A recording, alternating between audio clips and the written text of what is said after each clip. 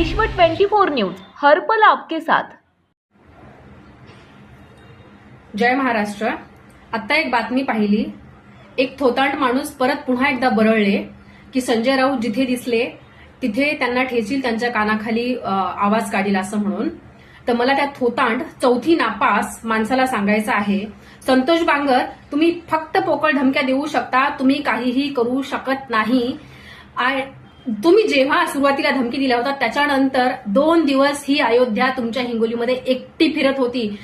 तुम्ही आणि तुमचा चेला कोणीही माझ्या आजूबाजूला सुद्धा फिरू शकले नाहीत, एवढी सुद्धा तुमच्या आणि तुमच्या चेलांमध्ये हिंमत नाहीये। तुम्ही फक्त पोकळ धमक्या देऊ शकता। आणि मला अजून एक सांगायचं आहे, चौथी नापास माणसाला संविधान माहिती नसेल तर त्याला मी एक सांगू इच्छिते, त्या संतोष बांगर या दादाला, की बा तू संविधान वाच। संविधानामध्ये कोणीही कोणालाही कानाखाली आवाज काढण्याचा अधिकार दिलेला नाही। तो फक्त पोकळ धमक्या देऊ शकतो संतोष दादा।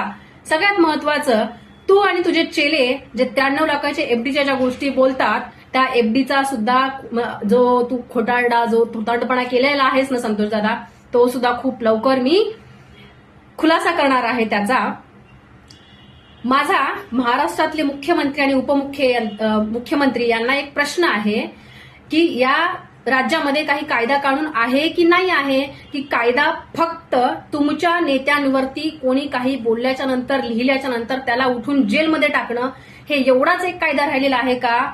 सत्ताधारी पक्षामध्ये असलेले हे असे लोक इतरांच्या कानाखाली जेव्हा मारण्याची भाषा करतात तेव्हा तुम्ही लोक काय करता?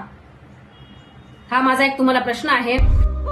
राज्यातील महत्त्वाच्या आणि आपल्या भागातील ताज्या बातम्या पाहण्यासाठी आजच आमच्या विश्व 24 न्यूज चॅनलला यूट्यूबवर सबस्क्राईब करा आणि बेल आयकॉन प्रेस करा।